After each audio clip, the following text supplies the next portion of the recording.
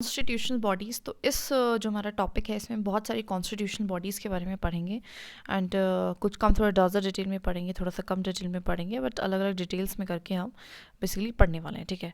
सो एक अच्छा सा कलर लेने का मन था मेरा, कोई अच्छा सा कलर ही नहीं आ रहा है यहाँ पे, है ना। So it's not fair type, I think ये ठीक है। सो बेसिकली अगर हम बात करें कॉन्स्टिट्यूशनल बॉडीज़ की, तो सबसे पहले हम बात करते हैं इलेक्शन कमीशन की। तो इलेक्शन कमीशन हमारे आर्टिकल 324 जो है वो डील करता है।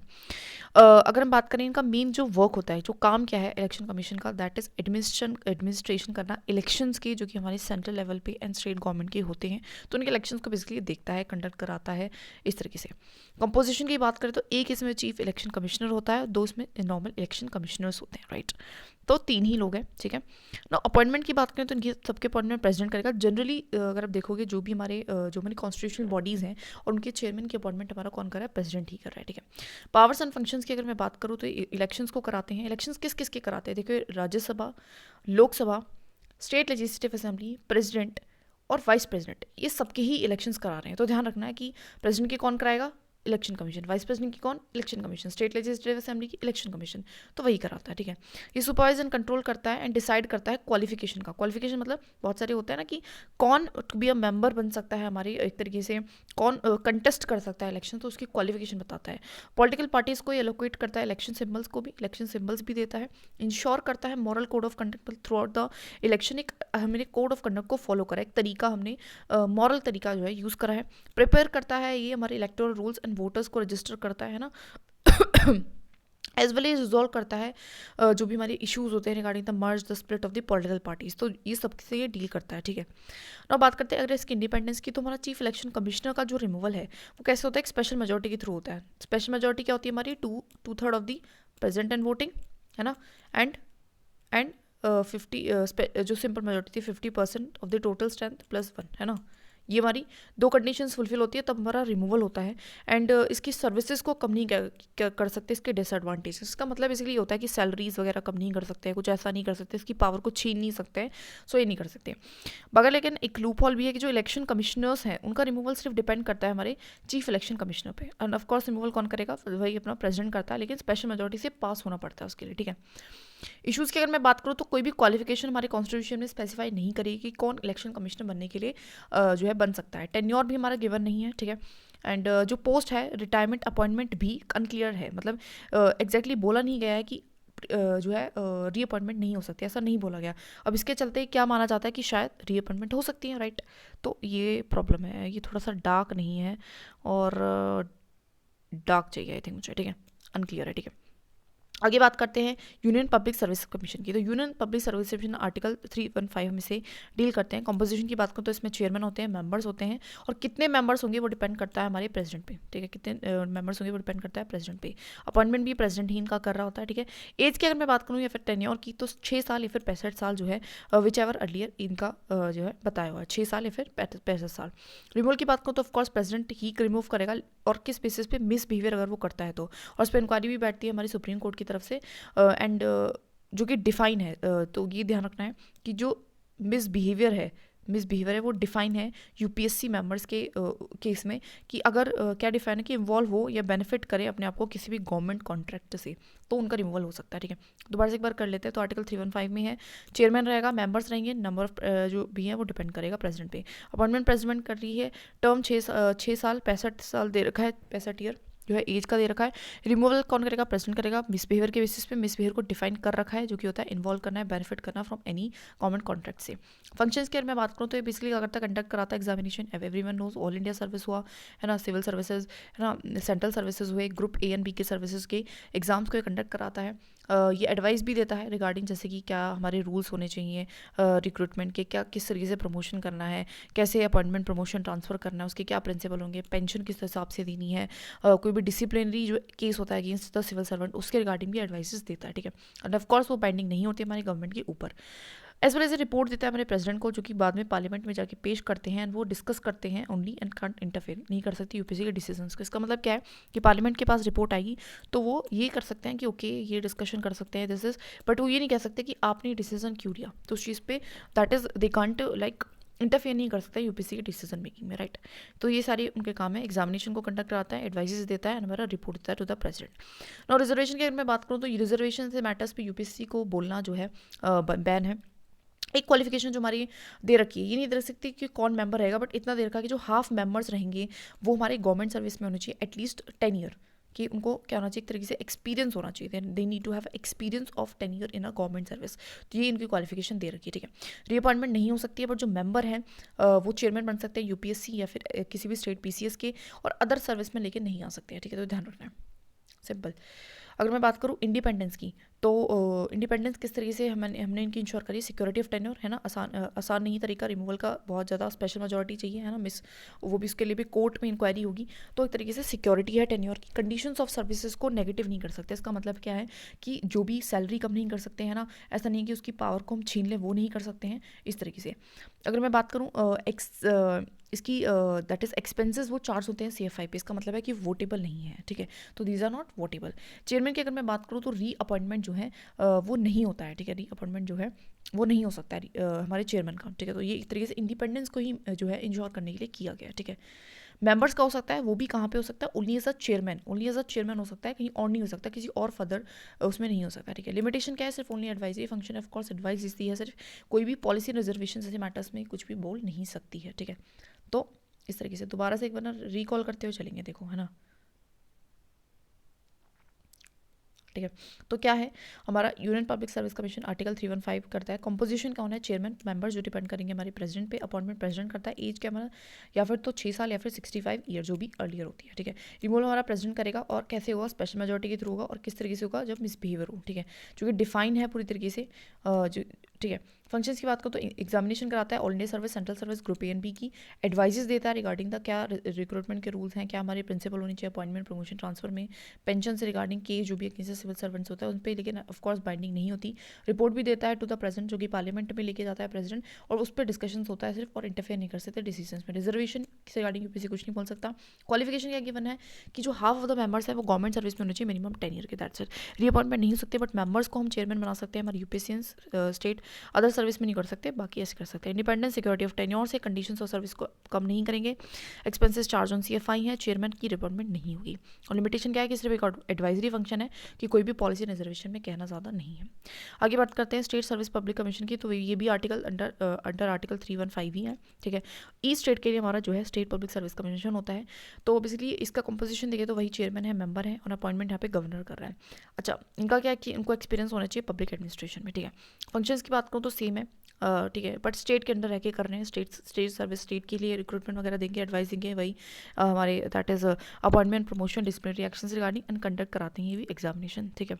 रिमूवल जो है प्रेसिडेंट के हाथ में होता है, सेम एज यूपीएससी के मेंबर का, तो इनका भी जो रिमूवल है वो टफ है, एंड वही प्रेसिडेंट कर रहे हैं। तो ध्यान रखना कि अपॉइंटमेंट तो गवर्नर करते हैं, लेकिन यहाँ पे रिमूवल हमारा प्रेसिडेंट कर रहा है, राइट।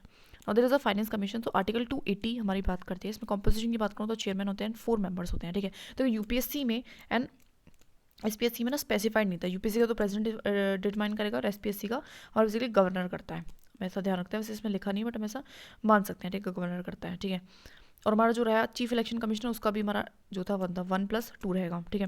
यहाँ पे कंपोजिशन क्या, एक चेयरमैन होगा और 4 मेंबर होंगे। अपॉइंटमेंट कौन करेगा, ऑफकोर्स मैंने बताया जिसकी प्रेसिडेंट ही करेगा। क्वालिफिकेशन की अगर मैं बात करूँ तो एक्सपर्टाइज होनी चाहिए जो चेयरमैन एंड मेंबर हैं, पब्लिक अफेयर, इकोनॉमी या फिर हमारी पब्लिक एडमिनिस्ट्रेशन में, ठीक है, या फिर तो उसको पब्लिक अफेयर की बातें पता होगी, या फिर इकोनॉमी बिकॉज फाइनेंस से डील कर रहे हैं, फिर पब्लिक एडमिनिस्ट्रेशन की। ना इनकी अपॉइंटमेंट हो सकती है, बिकॉज देखो फाइनेंस कमीशन एक नॉर्मली एक कुछ ज़्यादा, बिकॉज ये सिर्फ एडवाइजेस देता है, वो भी एक सिंपल सी एडवाइस, तो इसके रिगार्डिंग हमने रीअपॉइंटमेंट का दे रखा है। फंक्शंस की बात करो तो रिकमेंडेशन जैसे है कि किस तरीके से पैसे को हम डिस्ट्रीब्यूट करें सेंटर एंड स्टेट के बीच में, ठीक है। ये बताता है कि ग्रांट कैसे सेंटर को स्टेट को ग्रांट देनी है, कितनी थी, कैसे देनी है, किस स्टेट को देनी है ना। ये रिव्यू करता है फिजिकल स्टेटस एंड उसके रिगार्डिंग भी एडवाइजेस देता है, दैट्स इट। नाउ बात करें जो रिपोर्ट है हर 5 साल में प्रेसिडेंट को देता है, सिंपल एंड प्रेसिडेंट अपना पार्लियामेंट में दे देता है। इंडिपेंडेंट जो है कांट रिमूव एक्सेप्ट प्रेसिडेंट, तो इंडिपेंडेंट भी है, इसको रिमूव भी कौन कर सकते हैं, सिर्फ और सिर्फ प्रेसिडेंट ही कर कर सकता है, प्रेसिडेंट भी रिमूवल करेगा, प्रेसिडेंट अपॉइंटमेंट करेगा। कोई एज नहीं है, कोई कुछ नहीं, क्वालिफिकेशन सिर्फ इतनी है कि एक्सपर्टाइज होनी चाहिए एंड ऑन फंक्शन पता ही चल गया, अपॉइंटमेंट हो सकती है क्योंकि बहुत ज़्यादा कोई हवा तोवा वाला काम नहीं कर रहा है। जीएसटी कैंसिल की बात करूँ तो आर्टिकल 279A से ये ऐड हुआ है, 279A, ठीक है, और 101 कॉन्स्टिट्यूशनल अमेंडमेंट एक्ट से। इसका जो मेन वर्क है वो क्या है, ओवरसी करना, रिकमेंड करना जीएसटी इशूज़ पे, जीएसटी से रिगार्डिंग चीज़ों पे डील करता है, अपनी रिकमेंडेशन देता है। अगर मैं बात करूँ इसके कंपोजिशन की तो चेयरमैन होते हैं, मेंबर्स होते हैं। चेयरमैन हमारा कौन होता है, यूनियन फाइनेंस मिनिस्टर होते हैं, ध्यान रखना है, ठीक है। चेयरमैन हमारा कौन होता है, यूनियन फाइनेंस मिनिस्टर होता है। एंड मेंबर्स हमारा कौन कौन होते हैं, union minister of the state for finance as well as state finance ministers जो हैं इसके मेंबर होते हैं, ठीक है। तो सारे फाइनेंस वाले हमारे जीएसटी काउंसिल में है, ठीक है। नाउ अगर बात करूँ उसके फंक्शंस की, तो ये क्या करेगा, रिकमेंड करेगा कि कहाँ जीएसटी रेट, किस चीज़ पे कैसा जीएसटी रेट होना चाहिए ना, क्या जो इशूज़ हैं, क्या इशूज़ इम्प्लीमेंटेशन ऑफ जीएसटी में, तो उससे रिगार्डिंग बात करेगा। चेंजेस रिकमेंड करेगा कि लॉज में जो भी जीएसटी से रिगार्डिंग लॉज है, जो भी एडमिनिस्ट्रेशन है, उसमें क्या चेंजेस आने की ज़रूरत है। एडवाइस भी करेगा कि कंपनसेशन कितनी देनी चाहिए हमारी स्टेट गवर्नमेंट को सेंट्रल गवर्नमेंट से की तरफ से, बिकॉज रेवेन्यू लॉस उनको हुआ है due to the GST. Basically होता क्या था पहले ना, ये जीएसटी नहीं था, तो जो टैक्स था ना वो प्रॉपर हमारा स्टेट को जाता था। अब क्या हो गया है कि जब से जीएसटी आया है तो हमारा क्या हो रहा है, सेंटर एंड स्टेट में जो है डिस्ट्रीब्यूट हो रहा है, अलग अलग टाइप के जो जीएसटीज़ हो रहे हैं। तो इस वजह से जो है हमारा दैट इज़ हमारे स्टेट को नुकसान हुआ है, तो उसके लिए कंपनसेशन देना पड़ेगा, तो उसके रिगार्डिंग भी एडवाइस देता है, ठीक है। वर्किंग ईयर में बात करूँ तो मीटिंग जो होती है, मीटिंग के लिए एक हाफ मेंबर का क्वारम चाहिए होता है, ठीक है। एंड डिसीजन कैसे लेते हैं, 3/4 मेजोरिटी से प्रेजेंट एंड वोटिंग की, और वोट्स की जो वैल्यू होनी चाहिए उस हिसाब की सेंट्रल गवर्नमेंट की तरफ से अगर एक है तो स्टेट गवर्नमेंट की तरफ से 2 होनी चाहिए वोट्स। तो मतलब एक तरीके से इंश्योर कर रहे हैं कि स्टेट की ज़्यादा सुनी जाए, है ना। ये हमारा सिंपल तरीका होता है काम करने का, ठीक है। दोबारा से एक बार रिकॉल कर लेते हैं, बिकॉज भैया ज़रूरी है रिकॉल करके करके चलना, ठीक है।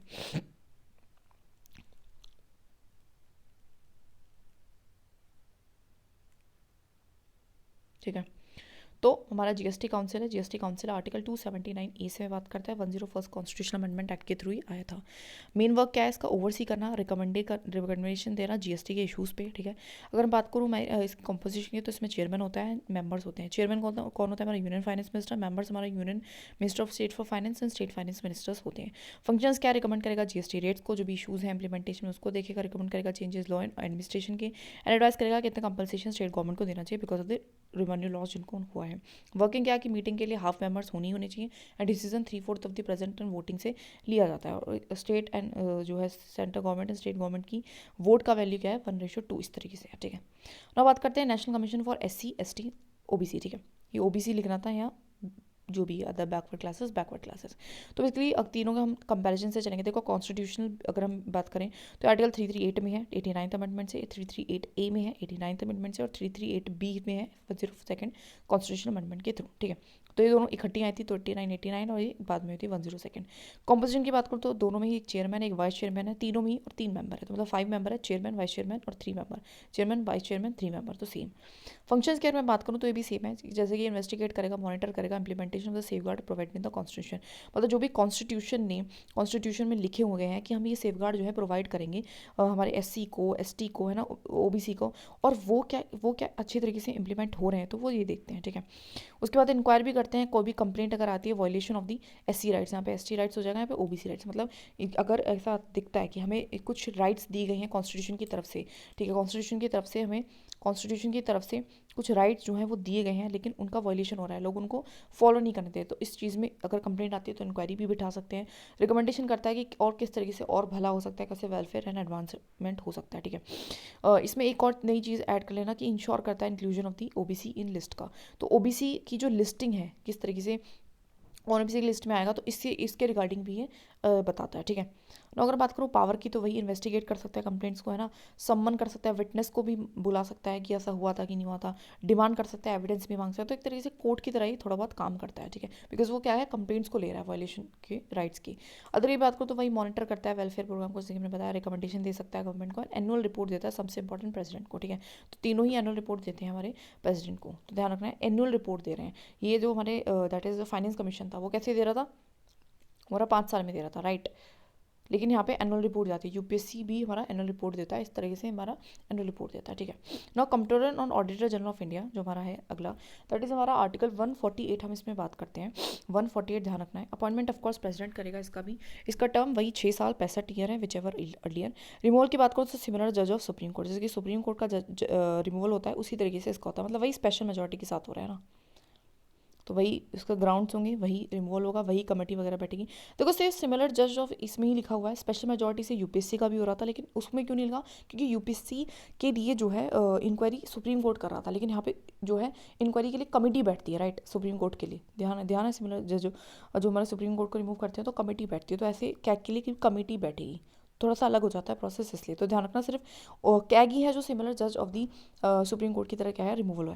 डायरेक्शन जो है किसी भी कोई भी डायरेक्शन नहीं दे सकता है एग्जीक्यूटिव, ठीक है, कि ये फॉलो नहीं करता है। इंडिपेंडेंस की अगर मैं बात करूँ तो रीअपॉइंटमेंट इसकी नहीं हो सकती एनीवेयर, कहीं भी नहीं हो सकती है, ठीक है। एंड सिक्योरिटी ऑफ टेन्योर है इसको ऑफकोर्स, बिकॉज उसका रिमूवल बहुत मुश्किल है। एंड इसकी जो भी सैलरी होती है वो चार्ज भी होती है ऑन द CFI, तो इस तरीके से भी इंश्योर किया गया है कि ये अपना इंडिपेंडेंटली काम करे। ड्यूटीज़ एंड पावर्स बेसिकली करता क्या, ऑडिट करता अकाउंट किस किस के, हमारे यूनियन स्टेट गवर्नमेंट की, consolidate fund and public fund, तो कंटिजेंसी नहीं कर रहा है, सिर्फ कंसोलिडेट कर रहा है एंड पब्लिक फंड अकाउंट करता है, ठीक है। गवर्नमेंट कंपनीज एंड कॉर्पोरेशंस को भी की भी अकाउंट ऑडिट करता है, लोकल बॉडीज़ के भी करता है, लेकिन वो रिक्वेस्ट पे करता है। दो ही काम है इसके, तो वैसे तो जनरली दो काम है, consolidated fund, public account, and हमारी जो भी गवर्नमेंट कंपनीज है उसका करना है union government and state government का, लेकिन लोकल बॉडीज़ का भी करता है ओनली, लेकिन रिक्वेस्ट की जाए तो। रिपोर्ट्स की अगर मैं बात करूँ तो प्रेसिडेंट को देता है, प्रेसिडेंट ही जाके स्टेट लेजिस्लेचर एंड पार्लियामेंट में देते हैं, तो ध्यान रखना है कि रिपोर्ट ही सिर्फ किसको देगा, प्रेसिडेंट को देगा, ना कि गवर्नर को, ठीक है, तो प्रेसिडेंट को ही दे रहा है, वही लेके जा रहा है। की रिपोर्ट कौन कौन सी लाता है, यूनियन अकाउंट पे लाता है, तो स्टेट गवर्नमेंट लाता है। परफॉर्मेंस ऑडिट रिपोर्ट, इसका मतलब है किस हिसाब से परफॉर्मेंस रही है जो भी आपने पॉलिसीज लाए थे। And then there is a compliance audit account, इसमें बेसिकली क्या होता है, डिटेल होता है कि आपने कहाँ कहाँ पे वॉयलेट करा है लॉस को, ठीक है। तो बात करें तो रिकमेंडेशन देता है कि कैसे इंप्रूव हो सकती है ऑफकोर्स फाइनेंशियल मैनेजमेंट को। रिपोर्ट जो है एग्जामाइन होती हैं, इसकी जो रिपोर्ट्स थे पब्लिक अकाउंट कमेटी के तहत जो है एग्जामाइन करती है, और बेसिकली इसको सपोर्ट भी करता है। एक्सेप्शन के अगर मैं बात करूँ तो कुछ कॉर्पोरेशन है, देखो इनकी ऑडिटिंग जो है प्राइवेट ऑडिटर्स भी करता है, ठीक है, तो कुछ कॉर्पोरेशन हैं, there are some government corporation जिनकी ऑडिटिंग प्राइवेट ऑडिटर्स करता है, तो कभी कभी तो कंसल्ट करके इस कैग को करेगा, जो कि एक तरीके से सुप्लीमेंट्री ऑडिट का काम करेंगे, राइट, बिकॉज विदाउट कंसल्टेशन भी करते हैं, जैसे कि एग्जाम्पल LIC एंड RBI, जिसकी रिपोर्ट वो डायरेक्टली किसको दे देते हैं, पार्लियामेंट को देते हैं। अब देखो ऐसा क्यों किया गया, क्योंकि देखो जो LIC है ना, एंड RBI है, वो थोड़ा सा एक एक बिग एंड डिफरेंट इंस्टीट्यूट बन जाता है, तो उसके लिए थोड़ी सी उनको भी थोड़ी सी प्राइवेसी चाहिए, तो इस तरीके से हमने कैग को इस चीज़ से आउट रखा है, राइट, ऐसा कुछ समझ सकते हैं, याद करने का तरीका और कुछ नहीं। Attorney general of India and advocate general of state, ठीक है, तो अटर्नी एंड एडवोकेट, तो अटर्नी हमारा आर्टिकल 76 में है, एडवोकेट 165 में। अपॉइंटमेंट ऑफकोर्स यहाँ पे प्रेसिडेंट करेगा, तो यहाँ पे गवर्नर करेगा।